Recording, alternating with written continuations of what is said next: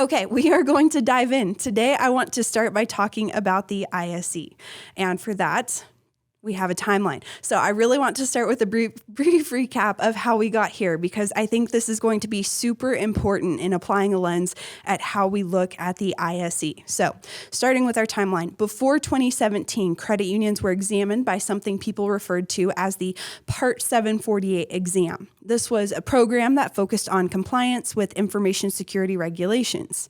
In 2016, 2017, the NCUA began piloting the program that came to be known as their automated cybersecurity examination tool, which was really in use from 2018 through 2020.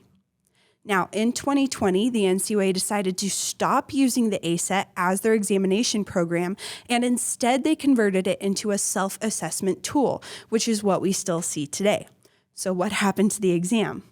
Well, in 2020, we began seeing Intrex CU be piloted. This was a version of the FDIC's Intrex work program, and this lasted for about a year. After the year was up, the NCUA shifted back to using their Part 748 procedures, while they took lessons learned from all of these things. And finally, in 2022, we got the ISE, which is now the exam program du jour. So I'm going to quote the NCUA here.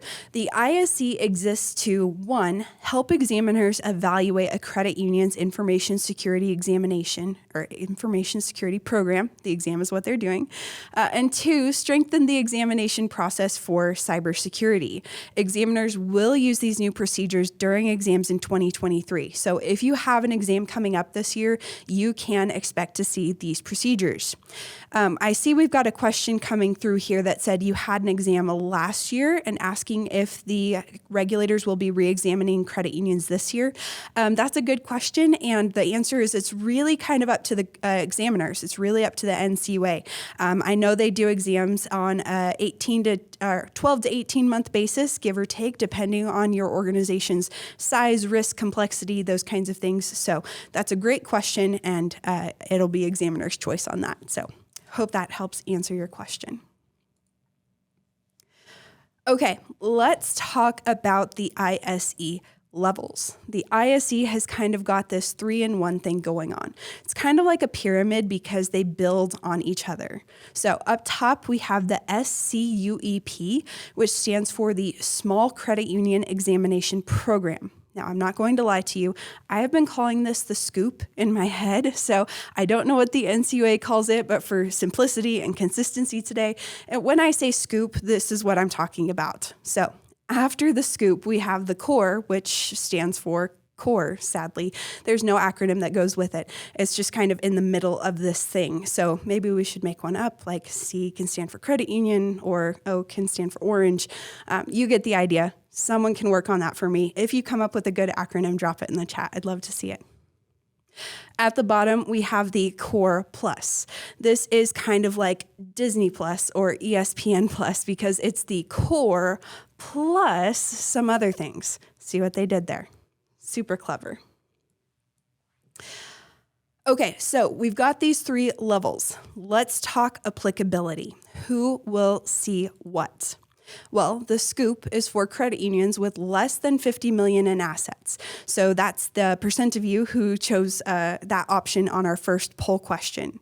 The core is for everyone else. So anyone who selected something other than less than 50 million would see the core procedures.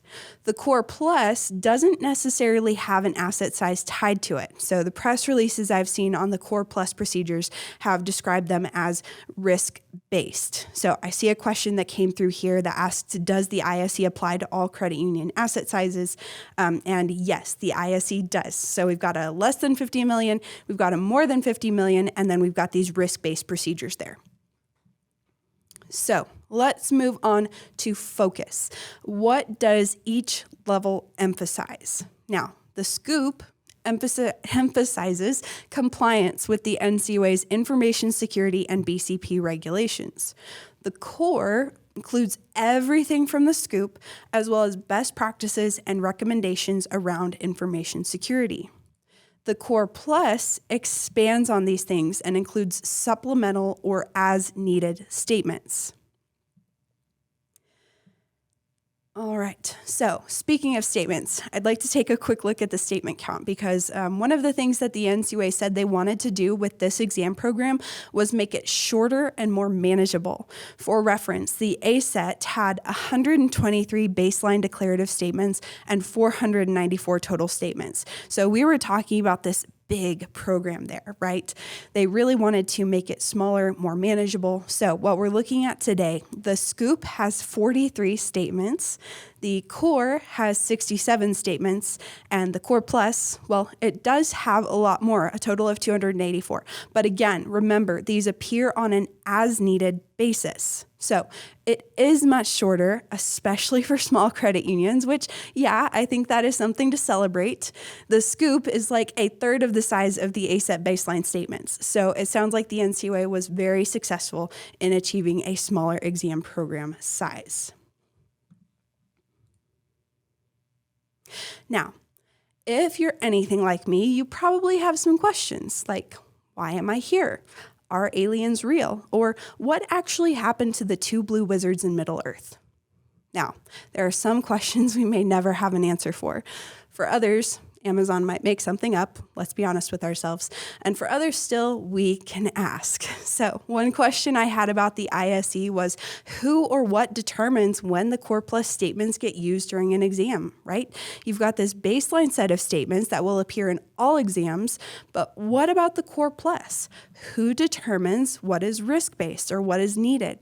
So I reached out to one of our examiner friends, and this is an unofficial interpretation. It's my summary of his opinion. So we're going to go ahead and add that disclaimer there. But the examiner has a lot of wisdom and shared this kind of threefold idea with me. So I wanted to pass it on to you. Number one, the Core Plus statements are an optional expansion of the Core. Two, the Core Plus statements would show up based on the credit union's services, any concerns that you have, any new products, or any issues that come up during the exam. So yes, you might not have Core Plus statements originally, and they might find their way into your exam as the exam process goes along. Number three, the Core Plus statements are more for use by subject matter experts, or SMEs, and regional information security officers, RISOs. So what that kind of tells us is that we're looking at larger, more complex organizations that are going to see these Core Plus statements. RISOs only show up, I think it was in about 10% of exams each year. So they definitely don't show up to all the credit union exams, but I will say, any examiner can still use the Core Plus statements to aid in their review. So in short, it's really up to your examiner based on the risk and the things that they see in your organization.